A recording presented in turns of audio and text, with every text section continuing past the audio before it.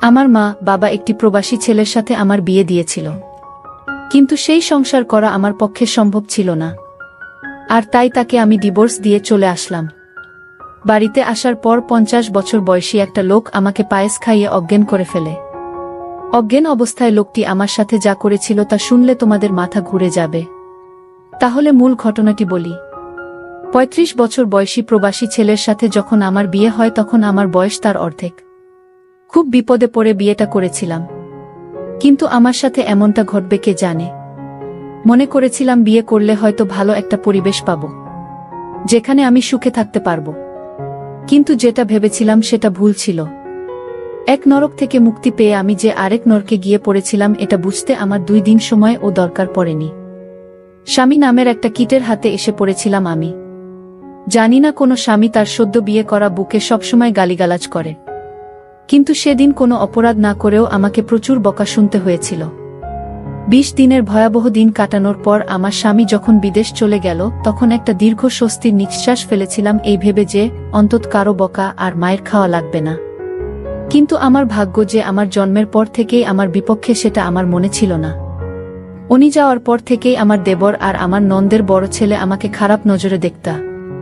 আমি বুঝতে পারছিলাম নন্দের ছেলে আমার সাথে কি করতে চায়। আমাকে প্রতিদিন বিভিন্ন বাজে কথা বলতো।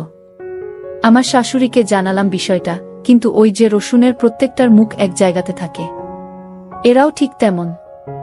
আমি অভিযোগ করার পর থেকে আমার উপর অসম্মানের মাত্রা বেড়ে গেল।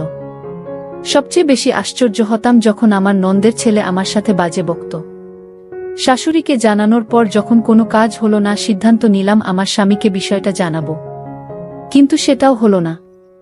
আমার ফোন কেড়ে নেওয়া হলো। আমাকে হুমকি দেয়া হলো যদি তার ছেলের কানে কিছু যায় আমার খবর খারাপ হবে। মুখ বুজে সহ্য করা ছাড়া আমার কোনো উপায় ছিল না। আমার জায়ের সাহায্য নিয়ে আমার স্বামীকে আমি সব জানালাম, কিন্তু তাতেও কোনো লাভ হলো না। উল্টো আমার স্বামী সুমন আমাকে দুশ্চরিত্রা বানালো, আর যত রকমের বাজে কথা আছে সব শুনিয়ে দিল আমাকে। সেদিন সারাদিন রাত আমি কান্না করেছিলাম। যে সংসারে স্বামীর কাছে বউয়ের কোনো মূল্য থাকে না সেই সংসারে থাকা আর না থাকা সমান। তবুও মুখে কুলুপ এঁটে অত্যাচার সহ্য করে যাচ্ছিলাম। এর মাঝে আমি আমার বাবার বাড়ির বেড়াতে যেতে চাইলে আমার শাশুড়ি আমাকে বলল, তুমি যদি এই বাড়ি থেকে এক পা কোথাও যাও তাহলে আমার ছেলেকে ডিভোর্স দিয়ে যেতে হবে। আমার পায়ের তলা থেকে মাটি সরে গিয়েছিল আমার শাশুড়ির কথা শুনে। বাপের বাড়ি যাওয়ার সাথে যে ডিভোর্সের সম্পর্ক আছে সেটা আমি প্রথম ওই বাড়ি থেকেই দেখেছিলাম। এভাবে 6 মাস কেটে যায়। এর মাঝে আমার বাবা, বড়ভাই বা সৎ মা কেউ আমাকে একটাবারের জন্যও দেখতে যায়নি। আমার স্বামী মালয়েশিয়া থেকে বাড়িতে আসার সাথে সাথে আমাকে ডিভোর্স দিতে নিয়ে যাওয়া হয়। উনি আমার একটা কথাও শোনেনি। ওর মায়ের কথা শুনেই আমাকে ডিভোর্স দিতে নিয়ে যায়। আমার স্বাক্ষর হবার পর আমাকে বলে এবার কোথায় যাবি যা। আমার মোবাইল, কিছু টাকা, গহনাসহ যাবতীয় কিছু রেখে দেয় ওরা। শুধু স্যান্ডেল পায়ে সেদিন ওই বাড়িকে পর করে চলে এসেছিলাম। আর বারবার আল্লাহর কাছে বলেছিলাম, আল্লাহ আর কোনো মেয়ের সাথে যেন এমনটা না হয়। বিয়ের সময় ভেবেছিলাম কষ্ট হয়তোবা বিদায় করে দিয়ে বাপের বাড়ি থেকে চলে গেলাম, কিন্তু অভাগীর দিকে কষ্ট বারবার ফিরে তাকায়, তার পিছু ছাড়তে চায় না। তা না হলে কি আর আরো বেশি কষ্ট নিয়ে আবার বাবার বাড়ি ফেরত আসি। বাড়িতে ঢুকে যার সাথেই দেখা হয় সেই আমাকে অচেনা লোক মনে করে এড়িয়ে চলতে শুরু করে। একমাত্র আমার চাচি আমাকে জড়িয়ে ধরে কান্না করে আর আমাকে মেন্টালি সাপোর্ট করে। কিন্তু যাদের সাপোর্ট দরকার তারা যদি না করে তাহলে কি আর কষ্ট কমে? আমার ভাবির কাছে গেলাম, সে আমাকে বলল ভাইয়ের কাছে গিয়ে ক্ষমা চাইতে। মনে অনেক সাহস সঞ্চয় করে বড় ভাইয়ের কাছে একটু ছায়া খোঁজার আশায় গেলাম, কিন্তু সেই ভাই আমাকে সেই দিন মারছিল আর গালি দিচ্ছিল। ভাবি গর্ভবতী ছিল, আমাকে ঠেকাতে গিয়ে সেও ভাইয়ের হাতে মার খেয়েছিল।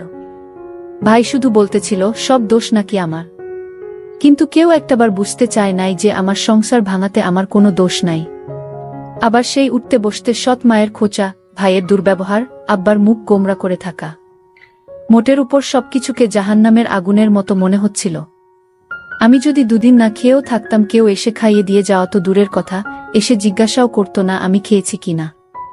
শুধু আমার ছোট চাচি এসে আমাকে খাইয়ে দিয়ে যেত। তবুও সবসময় আসতে পারত না, আর ভাবি ভাইয়ের কথার বাইরে আসতে পারত না। সিদ্ধান্ত নিলাম বাড়ি থেকে দূরে কোথাও চলে যাব, যেখানে আমার কেউ নেই, পরিচিত কেউ নেই। দরকার হলে কাজ করে খাবো কোথাও, তবুও এই নরকে থাকবো না। কিন্তু পারছিলাম না। কিন্তু সেই সাহসটা সঞ্চার করতে পারছিলাম না, যেটা আমার মা করে দেখিয়েছিল। যেই সাহসের কারণে আমাকে হতে হয়েছে একটা পুরো পরিবারের কাছে কুকুরের মতো। যেই সাহসের কারণে আমাকে দেখলে অন্য সবাই নাক সিটকাত। সেই সাহসটা আমি দেখাতে না পেরে ওই বাড়িতেই থেকে গেলাম। বেশ অবস্থাসম্পন্ন একটা পরিবারে আমার জন্ম হয়েছিল। শুনেছিলাম একটা মেয়ের আশায় যখন সবাই ছিল তখনই আমার জন্ম।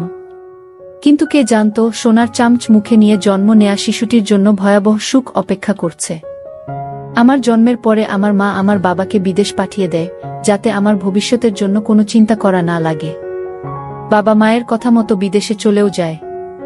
আর মা এদিকে বাবার অগোচরে একটা ব্যাংকে চাকরি নেয়। কিন্তু এটা আমার বাড়ির আশেপাশের কারো চোখে সহ্য হয়নি, এমনকি আমার মেজ কাকুরও না। আমার বাবাকে মায়ের চাকুরির ব্যাপারে সবকিছু বলে দেয়। আর সেই দিনই ফোন দিয়ে বাবা মায়ের সাথে প্রচুর ঝগড়া করে এবং মাকে চাকুরি ছাড়তে এক প্রকার বাধ্য করে। মা চাকরি ছেড়ে দিয়ে বাড়িতেই সময় কাটাতে লাগল। এর মধ্যে বাড়ির পাশের একটা লোকের নজর পড়ে আমার মায়ের উপর। আমার বয়স তখন 8 বছর। সবসময় লোকটা মায়ের পিছু পিছু ঘুরঘুর করত। কি উদ্দেশ্য নিয়ে ঘুরত তা আমি বুঝতাম না। আমি শুধু মায়ের নীরবে কান্না করা দেখতাম। কাউকে ভয়ে কিছু বলতো না, এটা ভেবে যে অপবাদ বের হয়ে যাবে। বলে রাখা ভালো, এটা আমার সৎমা ছিল। একদিকে বড় ভাইয়ের উচ্ছৃঙ্খল জীবনযাপন, অন্যদিকে ওই লোকটার জ্বালাতন মাকে দুর্বিষহ করে তুলেছিল। এর মাঝে কাটার উপর বিস্ফোরা হয়ে আসে আমার দূরসম্পর্কের খালা। সে এসে মাকে বলে যে খালু বিদেশ যাবে, কিছু টাকা লাগবে, টাকার পরিমাণ 4 লাখের মতো। মা তার বোনের মুখের দিকে তাকিয়ে টাকা দেওয়ার কথা বলে, কিন্তু সেটা আমাদের গ্রাম থেকে উচ্চ সুদে নিয়ে। আর সেই সুযোগটাকেই কাজে লাগায় ওই বদলোকটা। আমার মাকে 2 লাখ টাকা ধার দেয়। হয়তোবা ভাগ্যে এমন ছিল, দুর্ভাগ্যবশত খালু টাকা ধরা খায়। সেটাই হয়ে যায় আমার মায়ের জীবনের জন্য সবচেয়ে বড় ভুল। সুদের পরিমাণ যখন বাড়তে থাকে তখন লোকটা সারাক্ষণ মাকে বলতো টাকা না দিতে পারলে আপনার মেয়েকে আমার সাথে বিয়ে দেন। লোকটার বয়স প্রায় 50 হবে। আর সেই লোক কিনা আমাকে বিয়ে করতে চায়। এক কথায় পরিস্থিতির ফায়দা লুটতে থাকলো। হঠাৎ করে মা চেঞ্জ হতে থাকলো। যেই মা আমাকে কোনোদিন বকা দিত না, সেই মা আমার গায়ে হাত তুলত যখন তখন। দিন দিন আমার মা এই লোকটার সাথে বিয়ে দিতে চাইত। তখন তো বুঝতাম না কাহিনী কি, যেটার বাঁধন থেকে মা বেরিয়ে আসতে পারে নাই। লোকটা দেখতে খুব বাজে ছিল, আর সেই লোকের সাথে আমার বিয়ে দিতে চায়। একদিন 50 বছরের লোকটি আমাদের বাড়িতে এসে আমার মাকে বলল, এই শোন, যদি 15 দিনের মধ্যে টাকা না দিতে পারো তাহলে আপনার মেয়েকে আমার সাথে বিয়ে দিয়ে দেন। আমার মা আমাকে বুঝিয়ে বলল, আমি এত টাকা কোথায় থেকে দিব? তুই বরং লোকটাকে বিয়ে করে ফেল, ওর অনেক টাকা পয়সা আছে, তুই সুখে থাকবি। তুই আর না করিস না মা। লোকটার বয়স হয়তো একটু বেশি। আমি মাকে বললাম, মা, আমি দরকার হয় মরে যাব, তাও ওই বুইরা লোকটাকে বিয়ে করতে পারবো না। আমি মনে মনে সিদ্ধান্ত নিলাম আমি এই বাড়ি থেকে পালিয়ে যাব। কিন্তু পালিয়ে কোথায় গিয়ে থাকবো, কার কাছে যাব? কিন্তু আমি পালিয়েও যেতে পারলাম না। যেদিন ঘর থেকে পালাবার চেষ্টা করছিলাম, সেই দিন ঘর থেকে বাহির হওয়ার সময় মা দেখে ফেলে। তারপর আমার পিছু নেয়। আমি যখন একটা সিএনজিতে উঠলাম, আর সেই সিএনজিতে বসা ছিল সেই লোকটা যার সাথে আমার বিয়ে হবার কথা। লোকটার নাম শুনেছিলাম আকবর আলী। সেই আকবর আলী আমাকে দেখে ধরে ফেলে এবং বাসায় নিয়ে যায়। বলে রাখা ভালো যে মা এই 50 বছর বয়সী আকবর আলীর সাথে বিয়ে দিতে চাইছে। সে আসলে আমার আপন মা না, সে আমার সৎমা। আর সৎমা বলেই এরকম একটা 50 বছর বয়সী লোকের সাথে আমার বিয়ে দিতে চাইছে। তাছাড়া ঋণ পরিশোধ করতে আমাকে তার সাথে বিয়ে দেওয়া হচ্ছে। যাই হোক, আমাকে সিএনজি থেকে লোকটা ধরে বাড়িতে নিয়ে আসলো আর বলল, শোন, আমার কিসের অভাব? আমার সাথে বিয়ে হলে তোর সমস্যা কি? আমি লোকটিকে বললাম, দেখুন, আপনি আমার বাবার বয়সী, আপনি আমাকে এখান থেকে চলে যেতে দিন। আমি এখানে থাকব না আর আপনাকে বিয়ে করতে পারবো না। দরকার হয় মরে যাবা, তাও আপনার সাথে আমার বিয়ে হবে না। লোকটি আমার কথা শুনে আমাকে জোরে একটা তাপ্পড় মেরে বলল, এই মেয়ে কি ভাবছিস তুই? আমার টাকার কি সুতা নাই? তোর মা যদি 1 সপ্তাহের ভিতরে টাকা ফেরত না দেয় তাহলে তোর অবস্থা খুব খারাপ হয়ে যাবে। হঠাৎ লোকটির ব্যবহার পরিবর্তন হতে শুরু করল। লোকটি বলল, শোন মা, আসলে আমি ভুল করেছি। তুই আমার মেয়ের মতো, আজ যদি আমার একটা মেয়ে থাকতো তাহলে আমি কি এরকম একটি লোকের হাতে তুলে দিতে পারতাম? লোকটির পরিবর্তন দেখে আমার মনের ভিতর সন্দেহর সৃষ্টি হলো। লোকটি হঠাৎ এরকম পরিবর্তন হলো কেন? এই বিষয়টা নিয়ে আমি অনেক চিন্তিত হলাম। লোকটি আমার জন্য নিজ হাতে রান্না করে আমার জন্য খাবার নিয়ে এলো। আমি বললাম, আমি খাবো না, আমাকে এখান থেকে যেতে দিন, আমি এখানে থাকতে চাই না, এখানে আমার দম বন্ধ হয়ে আসছে। আকবর আলী তখন আমায় বলল, ঠিক আছে, তুই যেখানে যেতে চাস সেইখানেই তোকে যেতে দিব, কিন্তু আজ রাতটা আমার বাসায় থেকে যা। আমি কথা দিচ্ছি কাল সকালে আমি তোকে আর আটকাবো না, আমি তোকে বিদায় দিয়ে দিব। তুই যেখানে যেতে চাস সেইখানেই যাবি। আমার মনের ভিতর আরো সন্দেহর সৃষ্টি হলো, আজ রাত থাকার কথা বলছে কেন? কি হয় জানি না। আকবর আলীর বাড়িতে কেউ নাই। আকবর আলীর বউ মারা গেছে। তার একটা ছেলে সন্তান আছে, সে বিদেশে থাকে। আকবর আলী নিজে রান্না করে, মাঝে মাঝে বোয়া এসে রান্না করে দিয়ে যায়।